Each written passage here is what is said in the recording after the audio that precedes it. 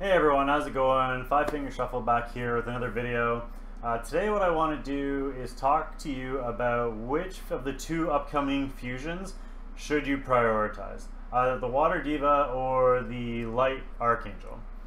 So before we jump into that, if you didn't already see the last video I posted, we actually summoned this guy, the Water Ink Ninja, on stream last night. So if you want to check out the summon video for that, I will leave it. The link will be at the end of this video, and it'll also be down in the description below. So first of all, let's get into, what I'm gonna do is I'm gonna show you all the skills of the Light Archangel, and we're gonna talk about him a little bit, and then we're gonna talk about what we know about the Water Diva. So now that this run is over,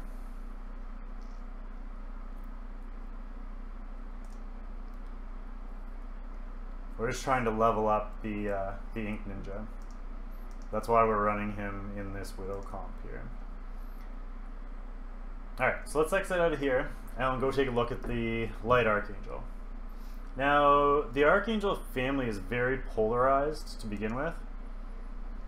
The Water one, Zavron here, is basically the arena meta right now. And the polar opposite of that is Turelion, who really doesn't have any uses right now. If we eliminate these two, well, and the Dark one as well, actually. The Dark one is also crazy overpowered with the invulnerability. So, sorry, if we eliminate those three, the Dark one and the Water one being crazy overpowered, and the Wind one being kind of useless, the two we're left with are Ardanellis, who most of you will have seen a ton in arena defense. He's got the damage reflection, the shield, and then offers haste and silence. If you put him on a despair build with high attack speed, he is going to stun for days, and he can be a real pain in the butt in arena defense. So if we switch over to Valor, whoops, wrong button. Valor has lower attack, the shield, and the haste and the silence as well. So if you wanted a Fire Archangel, Valor here is basically a small step above him because he's element neutral. Some people like the Fire unit just because he has he's a Fire unit. A lot of people are having a hard time getting strong Fire units, but Valor being element neutral definitely has his advantages, and I'm looking forward to getting him. He's a great unit. Again, you can put him on Dazzling, and he can do really cause a lot of havoc in arena defense. Beyond arena defense, unless you're an early game player and you need a support unit for something like Blitz, then you might not use him too much. But otherwise, I mean, he's a great unit. He's a light dark nat 5, and I know everybody's pumped to get him, and I'm pumped to do the fusion. We're going to call it fusion for now. We don't really have any details about what champions we're going to have to use to fuse Valor. I have my theories, and we're going to go over that a little bit as well. We'll go over that at the end. But in comparison, the big thing is the other unit that we can fuse. Now, it's not released yet. It's still not in the game. We're not sure when this patch is going to come out with the new monsters. But the Diva family is being introduced into the game. So the Water Diva is a support healer. If you haven't seen my video about this upcoming update, I will leave the link for that in the description as well, so you can check that one out as well. But the Water one isn't going to be in the summoning rotation because it's going to be a fusion champion as well. So we have two options for the fusion, and right now, currently in the game, there are no, these are all the Nat 5s on the left. There are no Nat 5 healers. As we scroll down through here, we have the Siege Towers have a shield, Ink Ninjas, the Monkeys. These Greater Demons have the strips and a lot of amazing skills. We got big damage dealers with the Blade Masters. We have support units with these Archangels. But we have no Nat 5 healers. If you think about Xenia, I'm not gonna look her up, but we all know what Xenia does at this point. She's probably the best healer in the game. Her and Manas are pretty much can solo every content in the game if you really want them to. At least before this update came out. So if you can imagine how strong she is, and then upgrade that from a 3-star and add 5-star base stats, I feel like, and don't quote me on this because I'm really not sure, nobody's seen the skill sets yet, but she's going to be a support healer that has continuous healing. The other unit we can compare that to would be Violet, the Dark Dryad, who's really, really strong, and you see her everywhere in arena defense. Every solid arena defense has a freaking Violet in it. It's driving me crazy. But if you think that those two units are good, this Water Diva can only be better than that. So you'll be able to use her everywhere. The big thing that I want to point out is that with these new floors coming out of Drake and Widow, the new floors going up to level 15, I feel like this Water Diva is going to be pretty much mandatory in order to finish one or both of those two levels. So yes, everybody wants the Light Dark Nat 5, and I do as well, but in order to finish the content and get these better rune drops they've been talking about, because yes, level 15 is supposed to give you better rune drops. In order to get those, I feel like, and again, we're not sure, it's just a theory, but I feel like this Water Diva is going to be absolutely mandatory in order to finish this content. I don't think Xenia is going to be enough. I think we're going to need more, not only for that, but for Blitz Legend as well. So we're going to get out of the way right at the beginning of the video. I definitely recommend doing Valor second of the two fusions.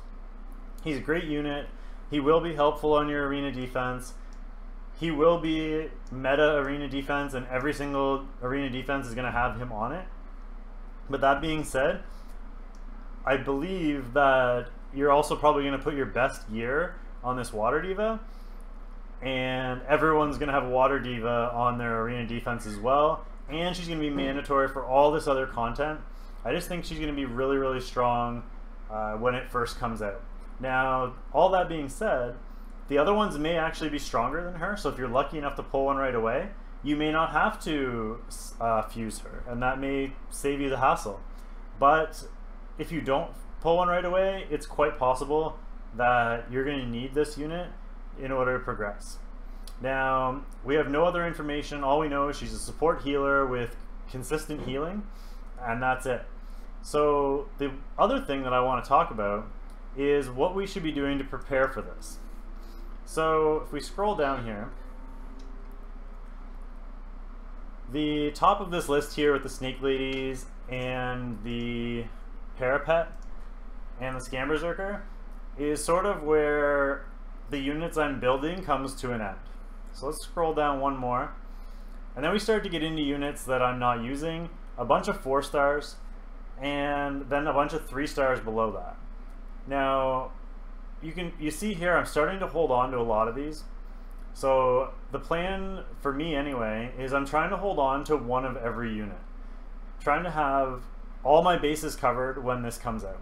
If you used to play Summoner's War, you understand how the fusion works, but just in case you aren't from Summoner's War, basically what happens is for each of the 2 units, and I'm totally guessing as to whether or not the fusion setup is going to be the exact same, it may not be, but if it is the exact same, what happens is for each unit, you need 3 4-star units and a 3-star unit that you need to 5-star max level and ascend, and then you feed all 4 of those units together and you get your Valor or your Water Diva. So for example, maybe it could be something like the Fire Esper, say for example the Water Candy Munchkin, the Nature Basilisk, and say this guy, the Dark Mojo. So, actually, he's a 2-star, but so that's a bad example.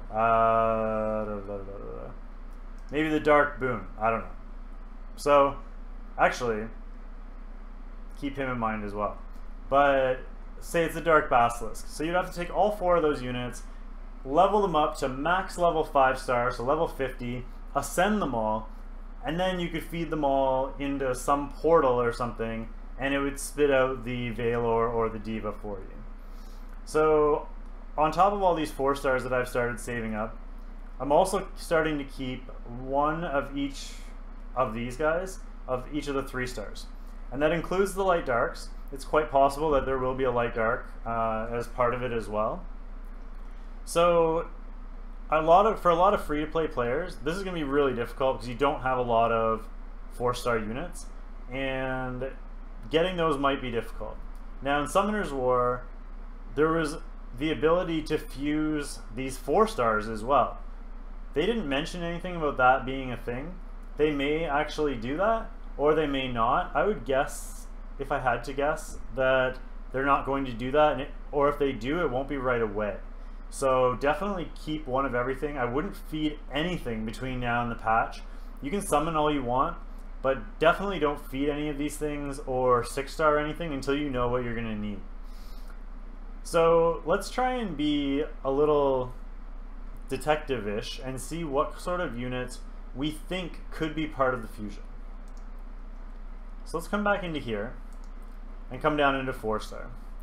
Now, it's not going to be 4-star Light Dark, so we can rule those out. I honestly don't think it's going to be the Tiki Warrior because it's got 3-star counterparts. Same thing with the Basilisk. I doubt it's going to be the Basilisks. The Candy Munchkins are all really strong. If it is a Candy Munchkin, and there's a 3-star counterpart, if it is a Candy Munchkin, maybe the Fire one.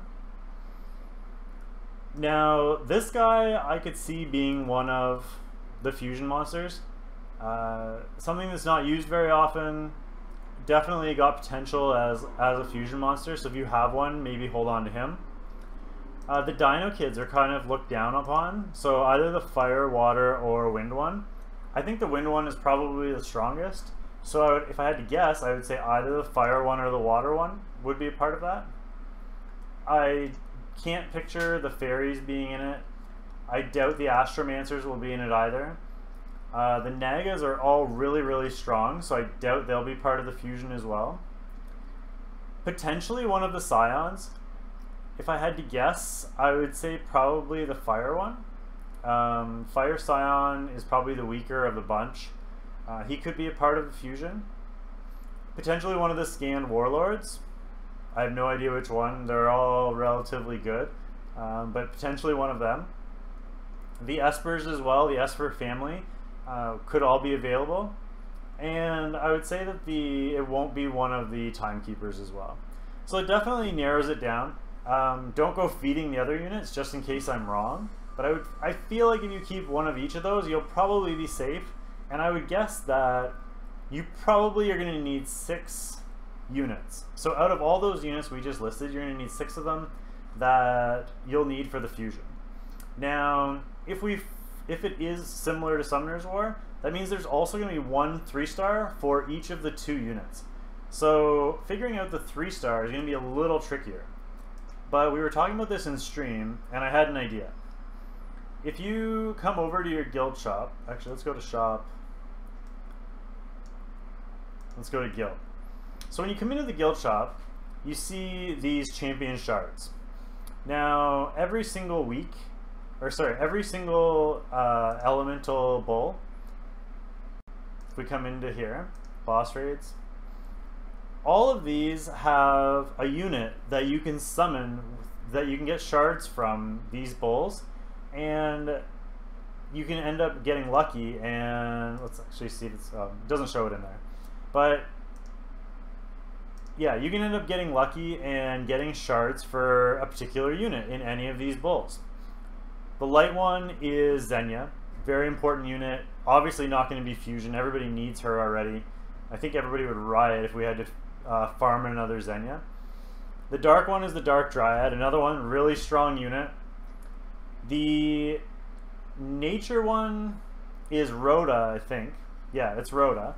And again, Rhoda's really, really strong, a unit that a lot of people are using for Drake. The water one is the Water Basilisk. Now, I know I said the Basilisk wouldn't be one, but if I'm right about the next one, then it could be the Water Basilisk. Somehow I doubt it. But if you have an extra Water Basilisk laying around, I would maybe hold on to it just in case. I don't think it will be him because he's so useful. A lot of people are building him for arena defense, arena offense, for Drake. He's got so many uses that I don't think it'll be him. But let's look back at those 4 units now. Xenia, Violet, the Water Basilisk, and Rhoda. Those 4 units are really overpowered. In terms of 3 stars anyway. So, what about the fire one? Does anybody even know who the fire boss drops?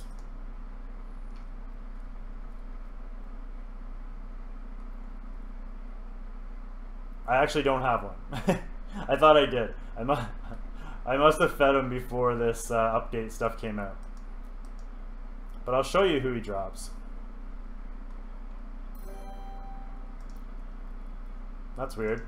We just got a follow. Generator Mag, thank you so much for following. We're not even streaming right now, and we got a follow on Twitch. So yeah, thank you for the follow. You made it onto YouTube. This guy, the Dragon Guard, is the unit that drops from the Fire Elemental Bull. Now, I find that really strange because the other 4 units are so useful and this guy is so bad. If we take a look at his ratings, he's only 49%. He just doesn't, he's not useful at all right now. The only thing you might want to use him for is to skill up the Dark One, who I actually built. But even then, the Dark One, or sorry, the Dark One has 3-star counterparts. So why would you feed a 2-star counterparts? So why would you feed a 3-star to it? It doesn't make any sense. The only thing I can think of for this guy right here is fusion. He has to be a free drop for something, and that's the only thing I can think of. So mark my words, I'm pretty sure this Dragon Guard is going to be a part of fusion one way or another. Otherwise, we're going to have to message Gameloft and ask them why he's in there. But anyway, that's just my thoughts about the upcoming balance patch in terms of the fusion. If you have any questions about it, please leave them down in the comment section below. I will definitely be making more videos about this over the next few days before the update comes out. There's a few more things I want to talk about. So yeah, if you have any questions, leave them down below. If this video helped you out or maybe made you think of something that you should be doing to help get yourself prepared for fusion, then please like the video, share it with your friends, and don't forget to subscribe. We will be probably streaming again later tonight, so if you want to come join us on Twitch, it is twitch.tv/5fingershuffle. I hope you all had a great day, and we'll see you soon with another video. Thanks guys. Take care. Bye.